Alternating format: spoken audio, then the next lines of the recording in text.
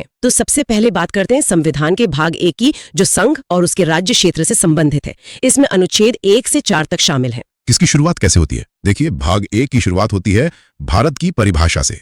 अनुच्छेद 1 कहता है कि India that is Bharat shall be a union of states, मतलब इंडिया जो कि भारत है, राज्यों का एक संघ होगा। अच्छा, इस एक लाइन में ही बहुत कुछ है ना? बिल्कुल।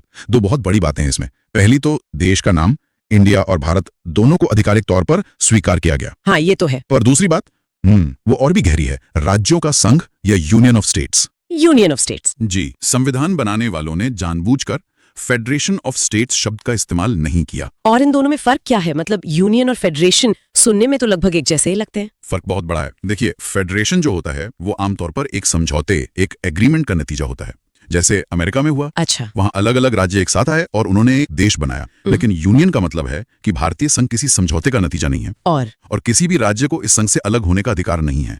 यहीं से वो बात आती है कि भारत एक अविनाशी संघ है जिसमें विनाशी राज्य हैं। वाह, ये तो बहुत ही दिलचस्प है। अविनाशी संघ जिसमें विनाशी राज्य हैं। इसका मतलब देश तो कभी नहीं टूट सकता, पर राज्य टूट सकते हैं। एकदम सही। और यही बात हमें अनुच्छेद 2 और 3 पर ले आती है। अच्छा। अनुच्छेद 2 संसद को यह शक्ति देता है कि वो भारत के संघ में ऐसे नए राज्यों को शामिल करे जो पहले से भारत का हिस्सा नहीं है। मतलब कोई बाहरी क्षेत्र अगर शामिल हो तो? जी। मान लीजिए भविष्य में कोई क्षेत्र भारत में शामिल होना चाहे तो वो इस अनुच्छेद के तहत होगा। समझ गई। तो ये बाहरी क्षेत्रों के लिए है। लेकिन जो राज्य पहले से भारत का हिस्सा हैं, उनका क्या संसद उनकी सीमाओं को बदल सकती है? और यहीं पर अनुच्छेद 3 केंद्र को जबरदस्त शक्ति देता है। अनुच्छेद 3 के तहत संसद भारत के अंदर किसी भी राज्य का क्षेत्र बढ़ा या घटा सकती है, उसकी सीमाओं में बदलाव कर सकती है, या नाम भी बदल सकती है। हाँ, यहाँ तक कि उसका नाम भी बदल सकती है। और तो और वो किसी मौजूदा राज्य से एक नया राज्य भी बना सकती है, जैसा हमने तेलंगाना के मामले में देखा। बिल्कुल, जो आंध्र प्रदेश से अलग होकर बना। तो इसका मतलब ये हुआ कि संसद कल चाहे तो मान लीजिए उत्तर प्रदेश के 4 हिस्से कर सकती है और इसमें राज्य की मर्जी की कोई कानूनी बाध्यता नहीं होगी। नहीं होगी। ये बहुत बड़ी शक्ति है। हाँ, वही तो। विरोध कर सकते हैं और करते भी हैं। प्रक्रिया यह है कि ऐसा कोई भी बिल राष्ट्रपति की सिफारिश के बाद ही संसद में पेश हो सकता है। ठीक है। और राष्ट्रपति उस बिल को संबंधित राज्य की विधानसभा के पास उनके विचार जानने के लिए भेजते हैं। लेकिन यहाँ एक बहुत बड़ा पेंच है। वो क्या? राज्य विधानसभा जो भी राय दे, संसद उसे मानने के लिए बाध्य नहीं है।